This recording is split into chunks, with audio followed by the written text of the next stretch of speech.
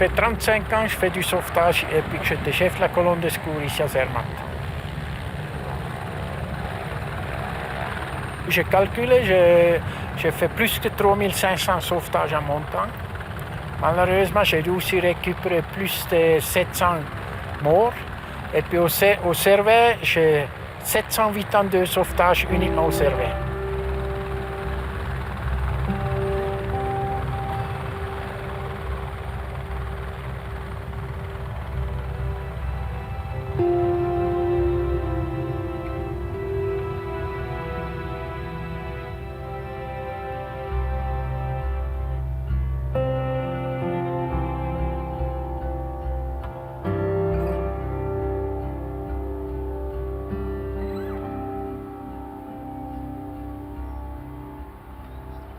De remerciements, on a peut-être 1%, c'est tout ce sauvetage, pas plus.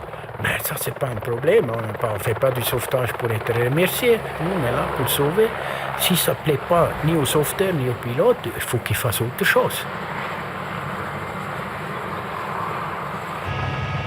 Je suis privilégié, regardez ça. Je vois comme je respire. J'adore voler, c'est quand je suis dans un hélico, j'oublie le reste. Je suis concentré, j'ai le focus sur mon travail dans le cockpit. Après 12 000 heures de vol, j'adore voler.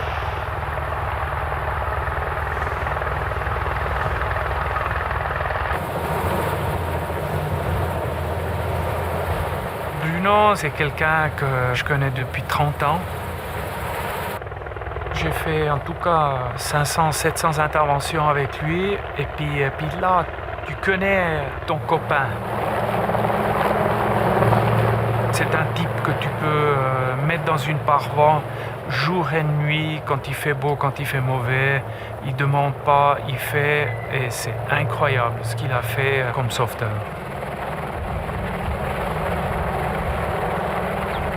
Gerold, c'est un grand copain. J'ai fait beaucoup de choses avec lui. C'est un très fort pilote. Lui, il mène les hélicoptères comme mieux que moi la voiture ou bien le vélo. Et puis, on peut compter sur lui. Parce qu'il dit quelque chose, alors c'est ça. Il aide beaucoup. Si on a un problème, on peut aller avec lui et dire, écoute, qu'est-ce que tu penses? Et puis, il te donne une réponse. Et puis, tu peux discuter à la même hauteur. On dit à la même hauteur. Ce n'est pas le pilote qui est là-haut, et puis toi, comme petit sauveteur, tu es ici en bas. On discute vraiment à la même hauteur.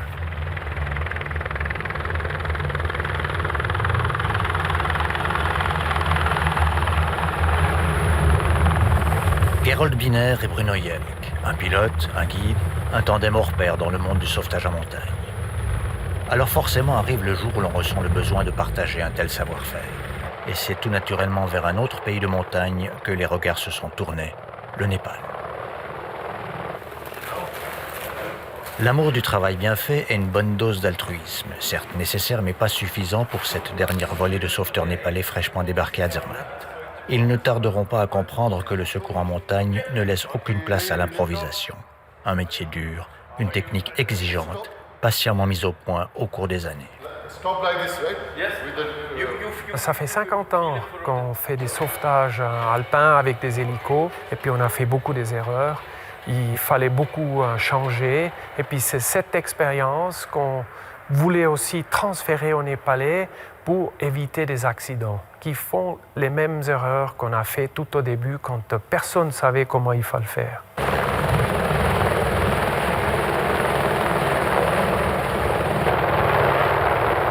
Il s'agit prioritairement d'acquérir les bases du sauvetage à l'élingue, autrement dit au bout d'une corde. Un travail qui demande plus de doigté qu'il n'y paraît.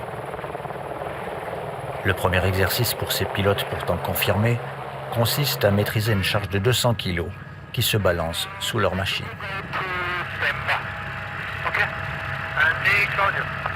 Les pilotes au Népal, ils ont une bonne attitude. Ça, c'est déjà le point le plus important, être ouvert à quelque chose qui est nouveau. On voit qu'ils ont l'expérience pour le vol de haute montagne, ça ils ont, sans doute. Maintenant, ce qui est important, c'est aussi d'avoir la sensation avec des charges externes, parce que ça change complètement. OK. And now it's okay. Down 2 meters. Forward 20 meters. Check with this. C'est très très important que la communication entre les pilotes et puis les guides de montagne soit top. C'est essentiel surtout pour les sauvetages parce que eux ils vont être beaucoup plus haut à 6000 mètres et là des erreurs, il n'y a pas d'espace pour des erreurs. Il faut que la communication soit 100%, que le pilote il fait confiance au sauveteur et puis vice versa.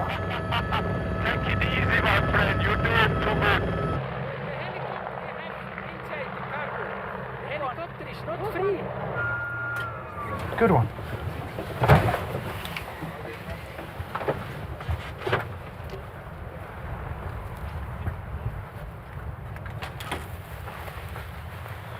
Very tiring. You know who was sweating most? You are the sweating No, guy. Why is it so? Good job. So, tell me my mistakes. Well, not much. Not much. Actually, you did good. Pilots are only as good as you guide them. Right? It's never the fault of the pilot, it's always your fault. No, I'm just kidding. These are not gods. They're not babas. They are human beings, so you can talk to them. Voice need to be calm, nice. You do not need to scream like hell because the pilot will get scared, you know. Uy, what is wrong? Anything else? Claudio, feedback.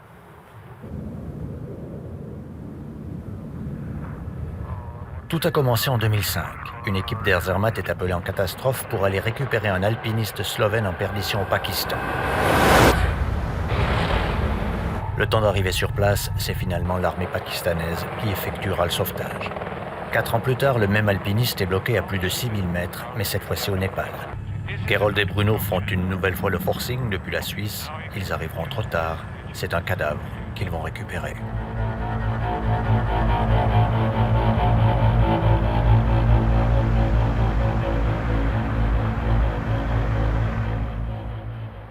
On s'est dit, ouais, il y a 2 possibilités. Soit on dit, au revoir, messieurs, faites gaffe, c'est pas si simple. Ou on peut dire, est-ce qu'on peut vous donner un coup de main? Et puis les gens là-bas, les pilotes, surtout un pilote qui s'appelait Sabine Bazniat, il était très très intéressé. Il a dit, ça, je veux aussi apprendre. Est-ce que vous pouvez me donner un coup de main? Et puis c'est là on s'est dit, maintenant il faut faire quelque chose avec les Népalais.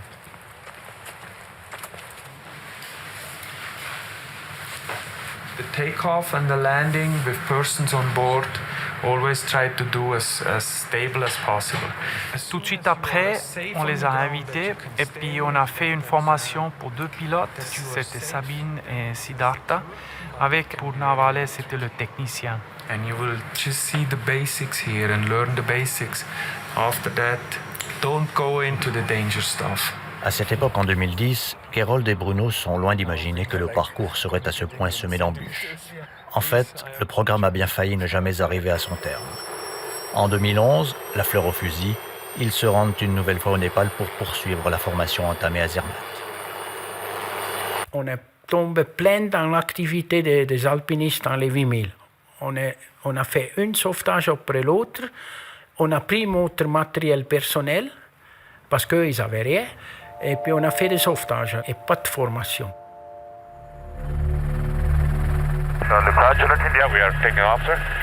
Bruno et Gerold doivent rentrer en Suisse. Mais au Népal, la saison touristique bat toujours son plein. Les Népalais continuent à faire des sauvetages à l'ancienne, avec les moyens du bord.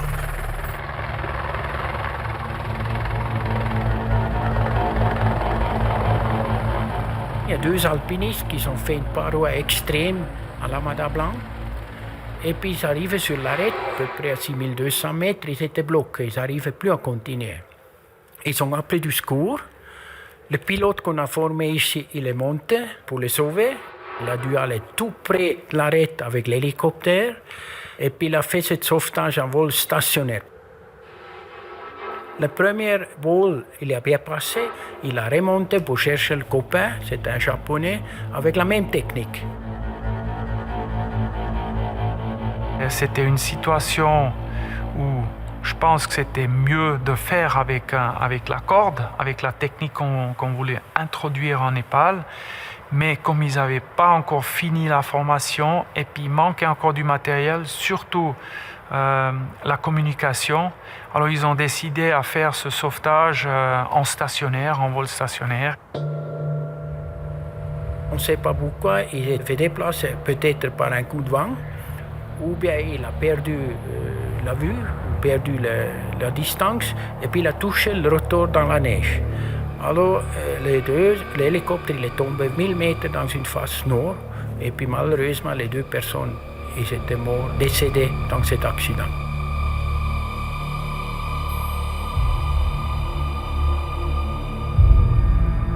Il y avait 2 morts, 2 copains, 2 amis de nous, Sabine Bazniat, le pilote, et puis Purna Valle, c'était le technicien. Les 2, ils avaient les familles encore quelques semaines avant à Zermatt. On était tout fiers qu'on est bientôt au bout. Et puis finalement, c'est exactement ce qu'il ne fallait pas. C'était un accident. Puis tout le monde critiquait un petit peu la façon qu'on aille un petit peu trop vite, qu'on ne peut pas juste mettre toute notre expérience dans un paquet puis envoyer à Népal, que ça ne fonctionne pas, qu'on allait trop vite. Le jour après, l'autre alpiniste, il était toujours sur cette arête. Il a resté la nuit là-haut. Puis c'est le deuxième pilote qu'on a formé, il est monté le jour après pour récupérer sur cette arête avec la même technique. Puis il a réussi à descendre cet alpiniste et puis il a appelé Gerold par téléphone qu'il ait refait ce sauvetage. Gerold, évidemment, il l'a félicité. Et puis il a demandé en même temps si on continue cette formation parce qu'il voulait absolument voir cette formation du sauvetage. Okay, I'm out Sabine était mon meilleur ami. On volait depuis 15 ans ensemble. On a commencé ensemble. C'était un gars très sympa. Ce fut un choc terrible.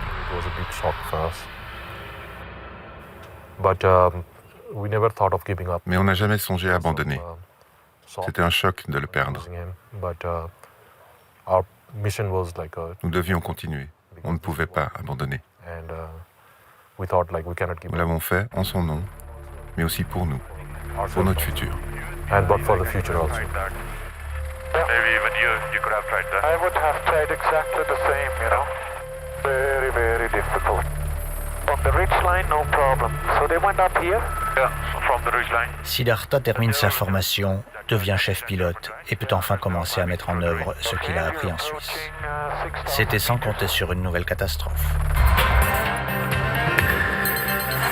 Le séisme de 7,9 sur l'échelle de Richter a donc frappé le Népal ce matin. C'est le plus dévastateur depuis près d'un siècle. Le bilan humain est très lourd. Il n'a cessé d'augmenter tout au long de la journée. On parle maintenant de plus d'1 millier de morts. En fait, ce n'est pas un, mais 2 tremblements de terre qui vont successivement frapper le Népal et plonger le pays dans un chaos indescriptible. Le bilan final laisse sans voix. Près de 9000 morts et 22 000 blessés. Après le tremblement de terre, on a décidé de descendre aussi sur demande de compagnie d'hélicoptères de Népal parce qu'ils étaient un peu surchargés, ils commençaient à venir fatigués et puis ils ont demandé si on pouvait descendre pour leur aider. Alors on est descendu à Népal et puis on a commencé à faire des transports du matériel qui manquait dans ces vallées. Tout d'un coup, on a vu les gros hélices qui sont venus, qui peut-être 2 tonnes du matériel dedans, surtout la nourriture, et puis jeter dehors, et puis 20-30 mètres en l'air, ils jetaient tout dehors. Et là, évidemment, c'est tout qui se casse, il y a tout qui est perdu dans la nature, et puis à mon avis, ça, c'est pas du travail. On ne devait pas travailler comme ça, il y a trop de casse. Et puis l'autre problème, c'est les gens qui courent partout, ils essayent de récupérer tout ce qu'ils peuvent trouver, et puis ils se bagarrent encore pour finir, ça, c'est pas du boulot. Nous, on transporte au cargo, ça veut dire le matériel est croché sur un hélicoptère avec une corde, avec un filet où on peut poser partout.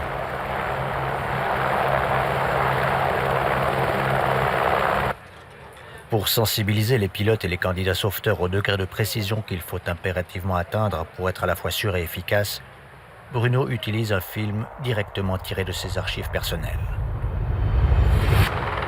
Deux alpinistes autrichiens se retrouvent coincés dans la face nord du Cervin. De service ce jour-là, c'est Bruno en personne qui se porte à leur secours. Caméra fixée sur leur casque, les alpinistes en perdition filment leur propre sauvetage, comme si de rien n'était. Première chose, décrocher l'hélice parce que il doit partir. Et puis les amarrages, il faut contrôler parce que des fois, c'est les alpinistes qui sont les amarrages qui ne sont pas trop sûrs. Alors là, je cartage à l'amarrage et je fais un amarrage moment. Et puis là, ils sont prêts, je suis préparé pour qu'ils puissent partir en hélicoptère. Puis ils m'ont demandé encore pour faire une photo. Alors j'ai sorti le téléphone et puis j'ai fait une photo. Visiblement, les deux alpinistes ne sont pas conscients de se trouver dans une situation aussi délicate. Le sauvetage entre pourtant dans sa phase cruciale. Alors l'hélice approche, je demande au pilote s'il peut prendre un ou deux. Il m'a dit tu peux crocher les deux. Alors j'ai préparé les deux, je lâche croche à l'hélice et puis j'ouvre le nœud pour les laisser partir. Ça c'est très important parce que l'hélice ne peut pas rester trop longtemps attaché à la paroi. Ça il faut bien préparer avant. Comme ça l'hélice est peut-être attaché une seconde, pas plus. Pour partir. Là, il y a les deux qui partent. Moi, je reste en arrière. Puis, ils m'ont venu chercher après. Puis après, ils ont envoyé ce film pour me remercier.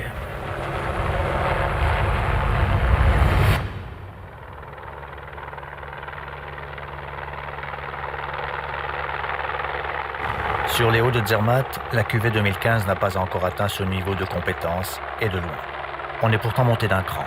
Les pilotes népalais sont passés d'un vulgaire bloc de béton à ce qu'on appelle dans le jargon des sauveteurs le cargo humain.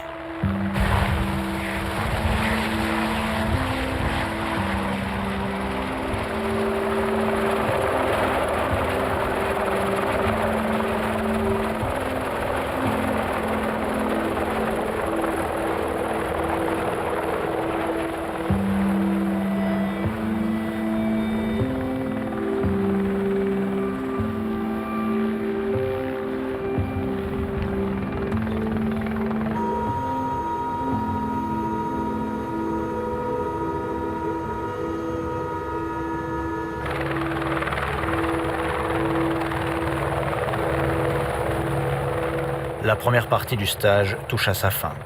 Dernier débriefing avant de rentrer au pays pour commencer à mettre en pratique ce qu'on a appris en Suisse.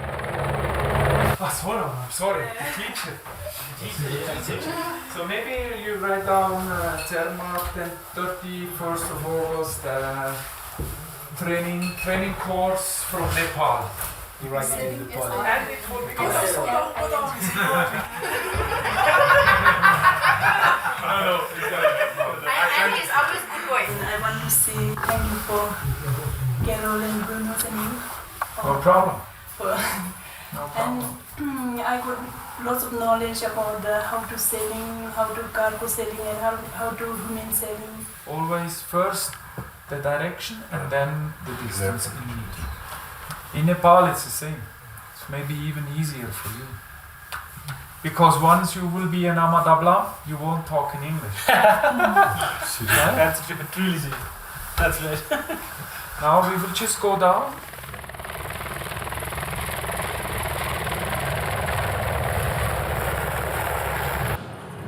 Impossible de mener un programme de cette envergure sans l'aide de différentes associations, bénévoles et donateurs. D'autant plus qu'à la suite des tremblements de terre, le programme de formation des pilotes s'est enrichi d'un volet humanitaire.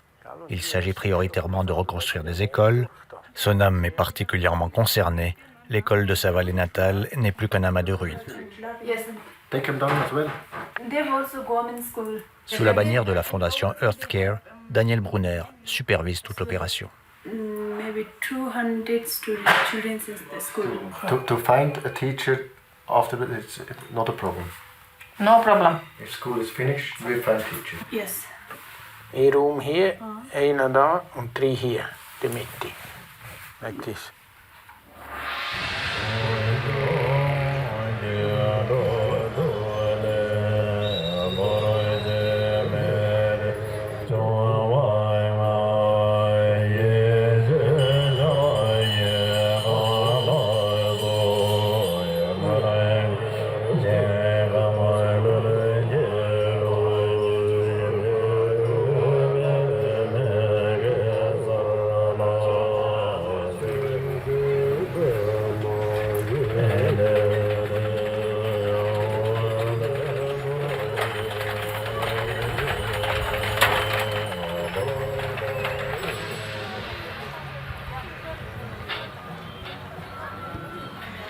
À la suite des tremblements de terre de 2015, le Népal est un pays plus désorganisé que jamais.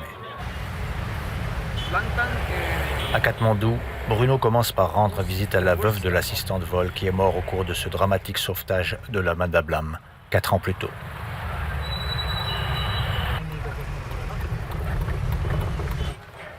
L'alpiniste allemand qui a été sauvé au cours de cette intervention n'est pas un ingrat.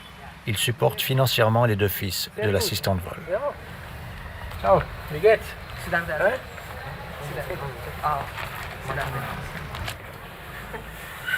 On espère cette femme qu'elle arrive à faire une vie un peu normale. C'est la première fois que je la vois un peu rigoler. Ça fait plaisir. Le chef pilote Siddhartha est également resté en contact avec les veuves de l'accident de 2011. Mais aujourd'hui, c'est le prix du kérosène qui le préoccupe. À la suite d'un blocus économique imposé par l'Inde, le carburant est rationné. Fuel problem. Kerosene, we get about 1,000 liters a day. And fuel price is, in India, it's about 45 rupees. Here it's 5 times now. Big problem. Autant dire que la minute d'hélicoptère n'a jamais coûté aussi cher et qu'il s'agit plus que jamais d'optimiser ses heures de vol.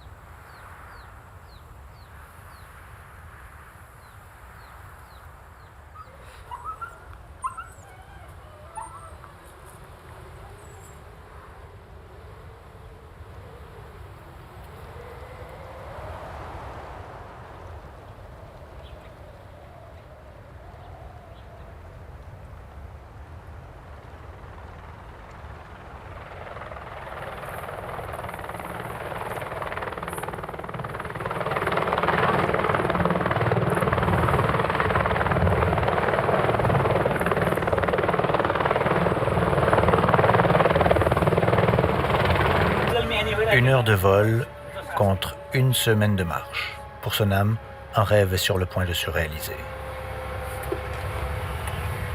Accompagnée de son frère, elle profite d'un vol de reconnaissance pour rendre visite à ses parents qu'elle n'a plus revus depuis 1 année.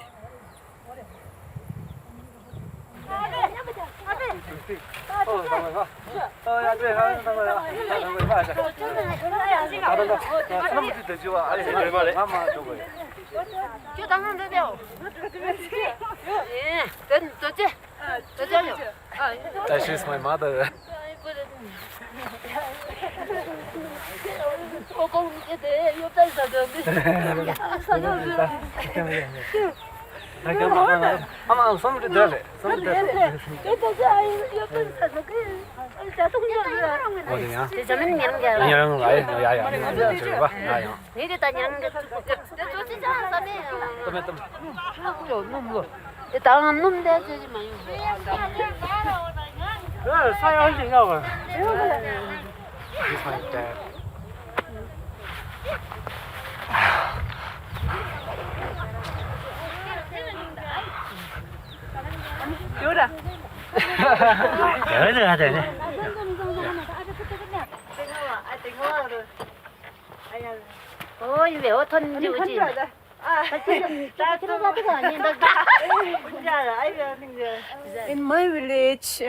Dans ma vallée, tout le monde est paysan ou nomade.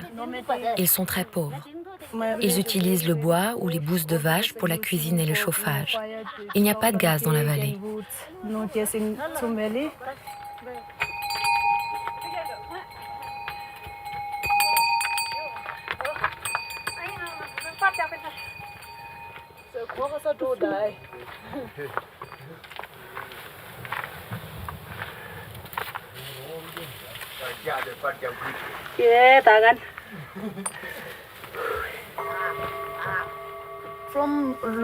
Dans la vallée de Tsum, la culture est purement tibétaine. Tout le monde est bouddhiste.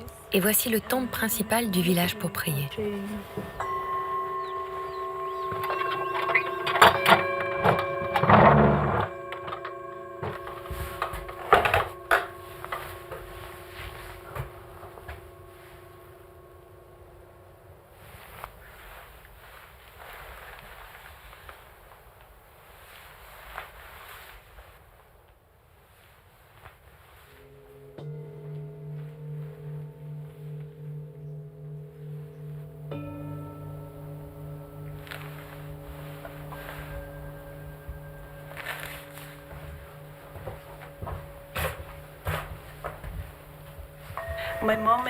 Mes parents n'ont pas de revenus.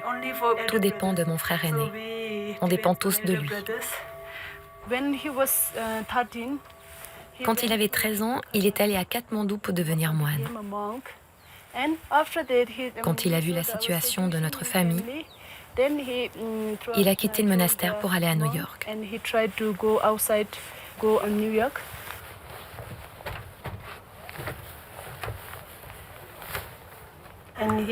Il est chauffeur de taxi. Il travaille beaucoup et envoie de l'argent à toute la famille.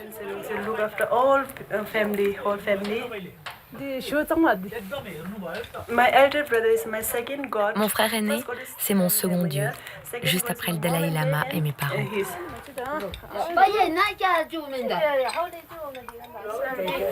Le frère aîné supporte donc financièrement toute la famille et la sœur aînée se plie à la tradition. C'est elle qui est restée au village pour s'occuper de leurs vieux parents.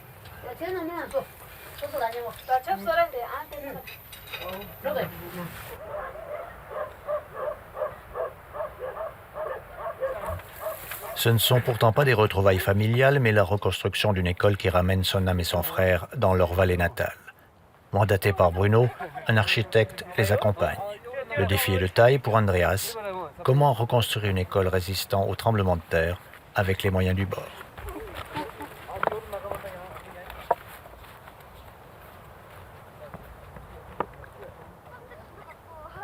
Do we measure the school just roughly? Yeah, From we can. one corner to the other? Yeah, you can. Ce qui est admirable, c'est que la menuiserie et la maçonnerie ont été faites par les gens du village.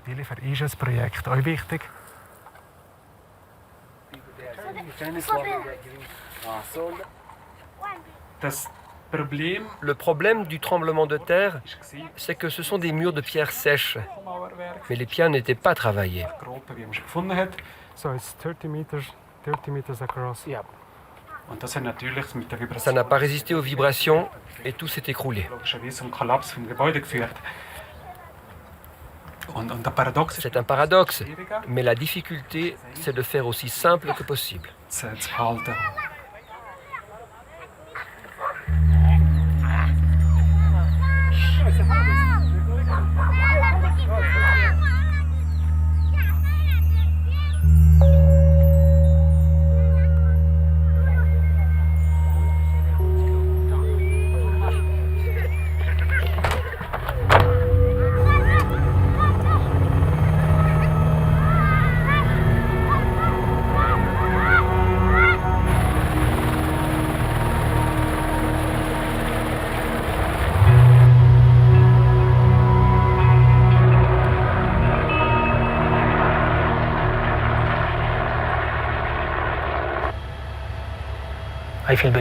Je suis très fier d'être pilote d'hélicoptère. Quand j'ai fini mon collège, j'ai demandé à mon père s'il pouvait me prêter de l'argent pour devenir pilote. Il m'a dit que c'était très cher et qu'il ne pouvait pas m'aider. Je me suis donc tourné vers l'armée népalaise. J'ai été sélectionné et mon rêve est devenu réalité.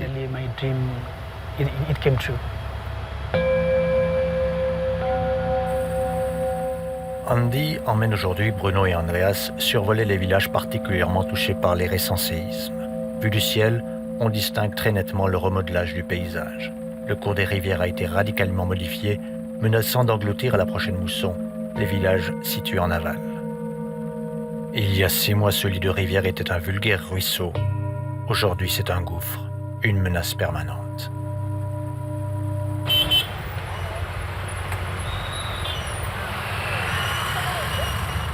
C'est la 19e fois que Bruno vient au Népal, le temps de se constituer son petit réseau.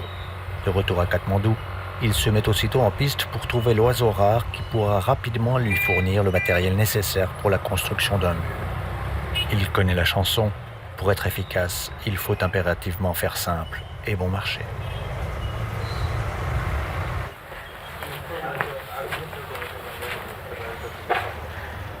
This is a 2 meter size. No, 2 meter length. This is 1 meter height. 1 meter. Cette mur, c'est pour dévier le torrent. Et puis cette mur, il faut la faire minimum 2 mètres haut sur 30-40 mètres. C'est une technique très simple parce que là-haut, nous, on n'a plus qu'à porter les grilles. Et puis ils remplissent ces grilles avec des cailloux, ils les attachent, ils les placent pieds qui ne bougent pas. Et puis c'est des murs qui tiennent.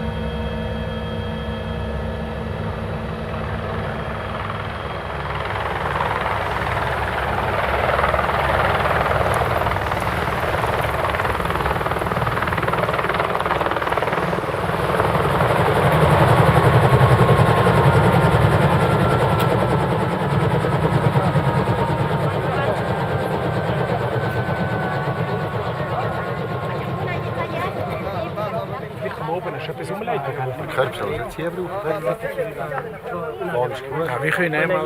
Nee, wees een schieten, het gebeurt best. Zeer menig is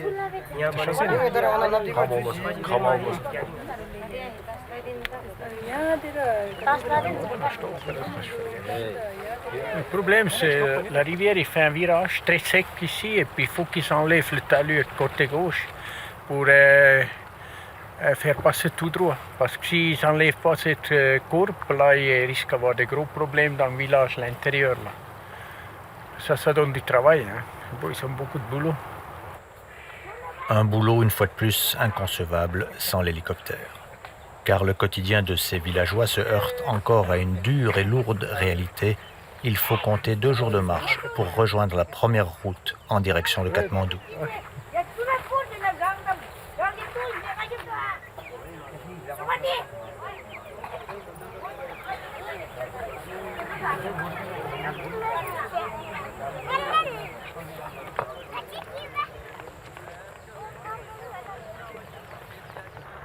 Pour les pilotes népalais qui peaufinent leur formation, c'est l'occasion de faire d'une pierre deux coups, mettre en pratique les techniques apprises en Suisse tout en acheminant le matériel indispensable pour la construction de la digue. Bibek est seul aux commandes, lui aussi est passé par un stage de formation à Zermatt.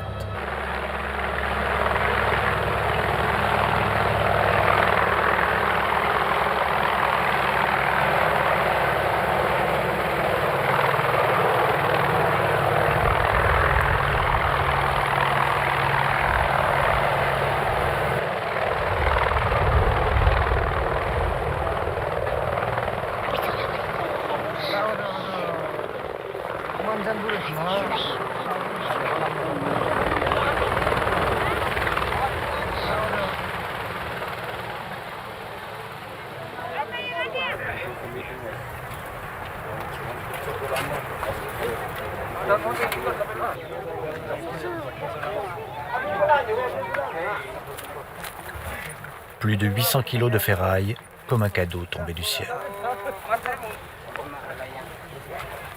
Avec les cailloux qui restent dans le tas là, ils peuvent remplir le filet. Et puis le reste, il faut dégager.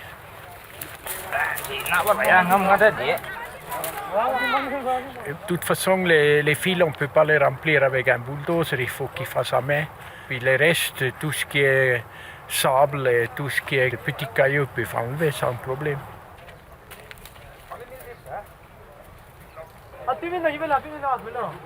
Une rotation supplémentaire est improvisée dans l'urgence. Ces femmes et leurs enfants gravement malades n'en croient pas leurs yeux.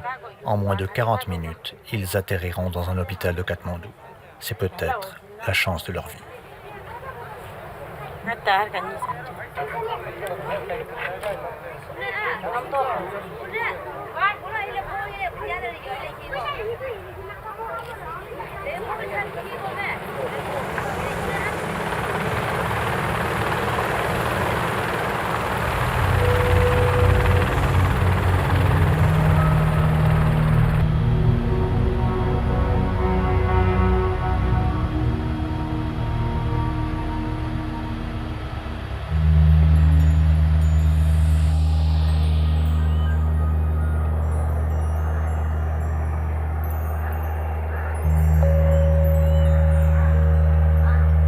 Changement de décor et dernière étape en vue pour le programme de formation.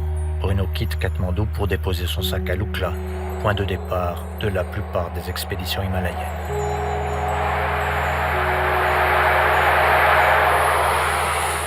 Perché à un peu plus de 2800 mètres, l'aéroport de Lukla a la fâcheuse réputation d'être le plus dangereux du monde.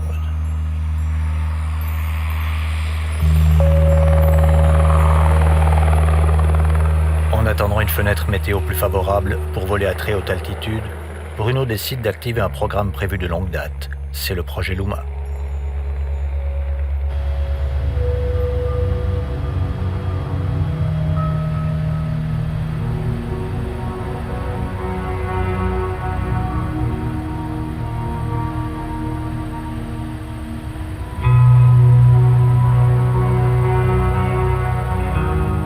Est un projet de collaboration avec la fondation Nicole Niki qui gère depuis une dizaine d'années un hôpital à Lukla.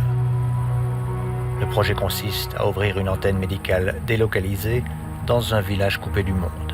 Aucune route ne dessert la région. C'est encore et toujours la présence d'un hélicoptère qui rend possible ce genre d'opération.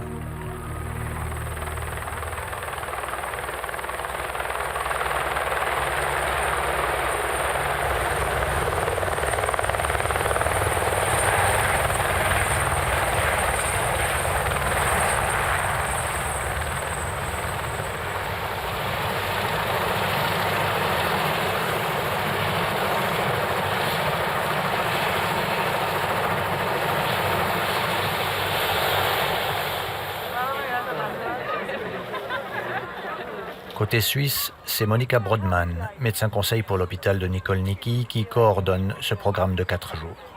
Monica travaille normalement à l'hôpital de Lille, à Berne. On était déjà à Bung une fois il y a 2 ans. Nous sommes marchés depuis Lukla jusqu'à Bung et ça nous prenait 3 jours avec des vallées, avec des cols. Et c'était assez impressionnant de voir maintenant d'y arriver en hélicoptère dans un quart d'heure.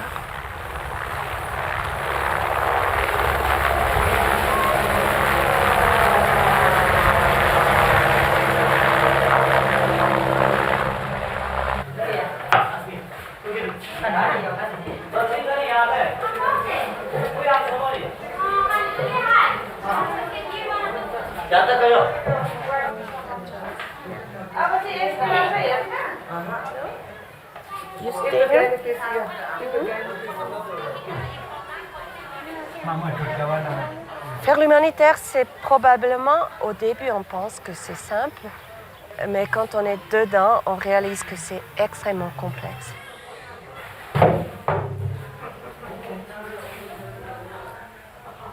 Oui, maintenant j'ai vu un garçon de 10 ans qui porte 40 kilos.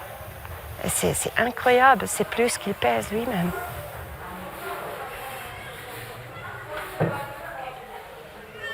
On essaie de leur montrer aussi des exercices qu'ils peuvent faire pendant qu'ils portent, mais on ne peut pas changer le monde.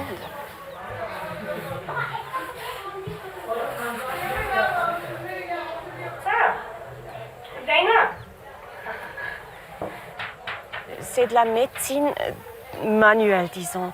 On travaille avec nos yeux, avec nos oreilles, avec nos mains.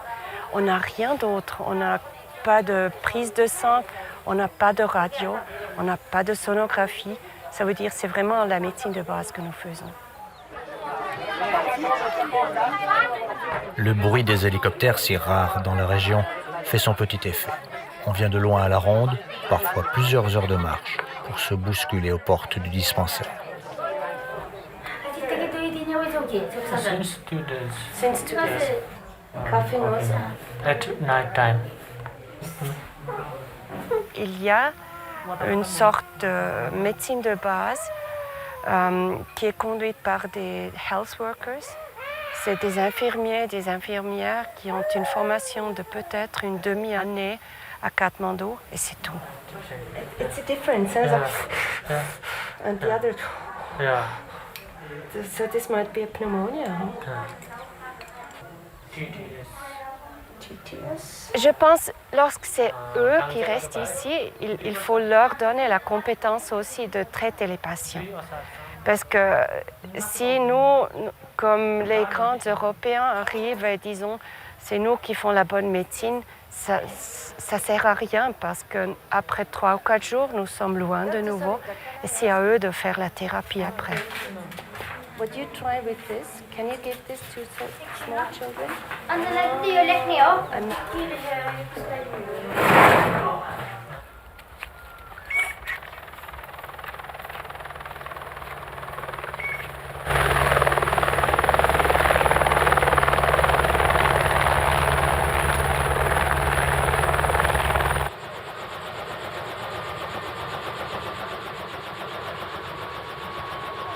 Bruno profite d'un vol de rapatriement pour racheminer une réserve de médicaments. Avec Monica, ils poursuivent en fait le même objectif. C'est la même philosophie que nous avons, c'est de donner de la formation, mais la compétence reste dans le pays, reste au Népal, reste chez les gens qui ont eu cette formation, soit comme sauveteurs, comme pilotes d'hélicoptères, soit aussi comme médecins ou health workers. Je suis très fier d'être pilote. C'est important de transporter et secourir des touristes. Mais je pense d'abord aux miens. Je suis navré de le dire, mais à mon sens, ce sont les Népalais qui sont prioritaires. C'est très important pour eux.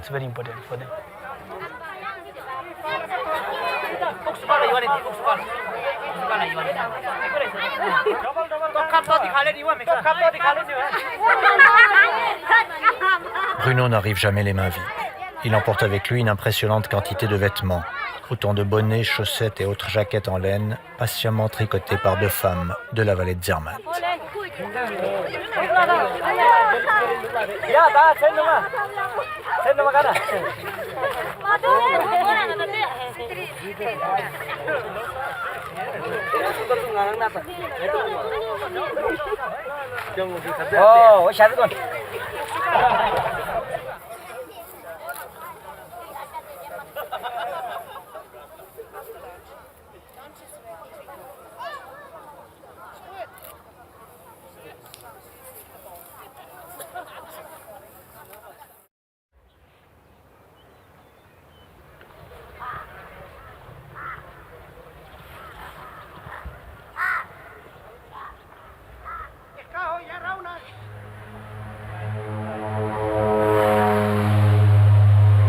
À Lukla, les conditions météorologiques s'améliorent, ouvrant enfin les portes de la haute altitude.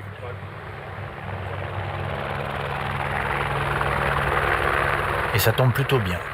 Gerold a pu se libérer de ses obligations professionnelles en Suisse. Il peut rejoindre Lukla pour mettre une dernière touche au programme de formation.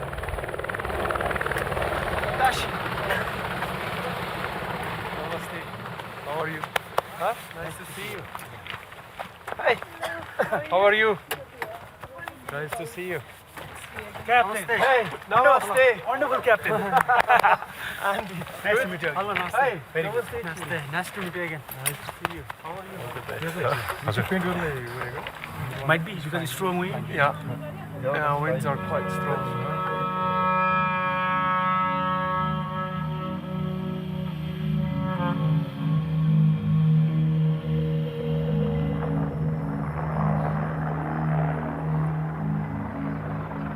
Leur territoire, c'est le plus dur au monde parce que c'est le plus haut. Déjà un vol depuis Katmandou à Lukla et puis après en direction de l'Everest où il y a beaucoup de vent, précipitations, les nuages. C'est très très difficile. Ça commence à 4500 mètres et puis ça va encore plus haut jusqu'à 7000 mètres. Et puis là, la portance, elle est beaucoup plus petite. Alors ça fait que l'hélico il réagit beaucoup plus lentement, il faut faire attention, il faut réagir avant. C'est très très très très difficile à voler dans des conditions comme ça.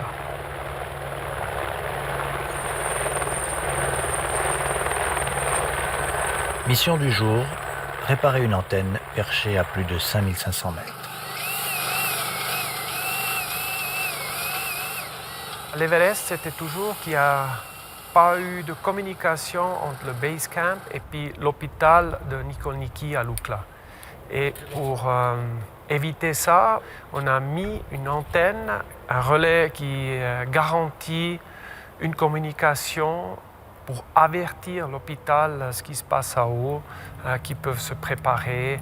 Et c'est aussi une sécurité pour les pilotes parce qu'ils savent qu'ils sont, pendant toute la phase du vol, ils sont plus ou moins surveillés. Ce relais, il était fait pour le secours, pas pour les expéditions. C'est uniquement pour la sécurité et puis le sauvetage.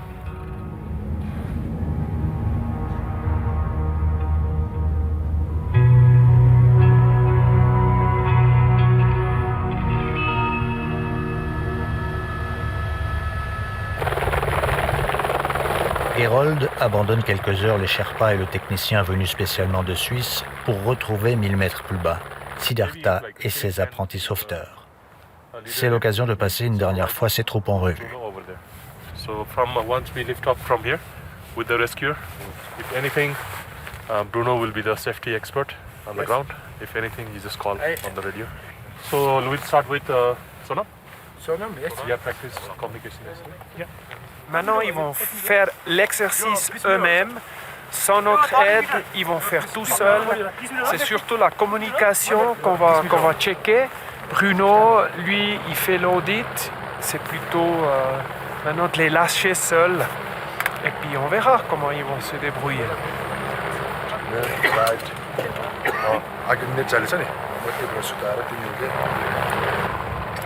Pour Sonam et Andy le pilote, c'est l'heure de vérité.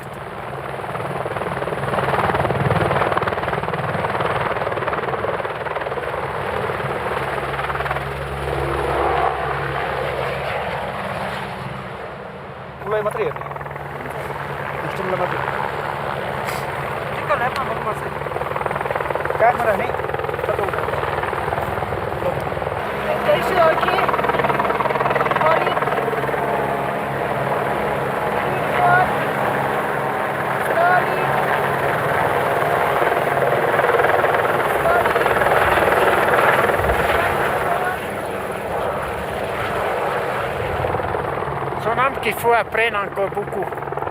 Il ne peut pas faire du sauvetage encore. Il ne parle pas dans la radio, il oublie trop de choses. Le verdict ne tarde pas à tomber. Sonam est recalé. 2 autres Sherpas peuvent en revanche avoir le sourire. Ils font désormais partie officiellement des sauveteurs népalais. No broken legs. Touch wood. Yeah. Good one. Very good job. Yeah. Ça passe également pour Andy, le pilote, avec les précautions d'usage. Big space for errors. Work in your team. If you are not comfortable, don't do it. Take it very safely, very easily. Yeah. Thanks, Danny. He did the monster job. Yes. Yeah. Did you hear something from the guys up on the antenna? Till now. No. They're laying in the snow. Les gars du Our ont terminé leur travail. Le temps de les récupérer, le temps surtout de faire le bilan d'une aventure qui a commencé 10 ans plus tôt. Il y a 4 sauveteurs qui ont déjà le certificat comme instructeur. Il y a encore 2 qui ont un certificat comme sauveteur. Et puis on a 4 pilotes qui sont formés, qui peuvent faire du sauvetage à l'élingue. Maintenant, c'est quand même le résultat, il est super. On est très fiers, hein? C'est le but qu'on atteint comme ça, parce que nous, on a toujours dit il faut eux qui arrivent à faire le sauvetage. Ça ne sert à rien qu'on descende depuis l'Europe pour faire du sauvetage.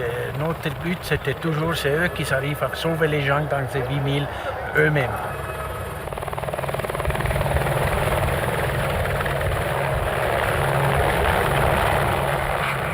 How was your stay in Le Classeur? Was it good? It was paradise. C'est une affaire de cœur. Hein. C'est une affaire de cœur et puis je pense que tout le monde est fier. Tout le monde qui a participé, c'était pas seulement nous deux, mais c'était vraiment une expérience extraordinaire.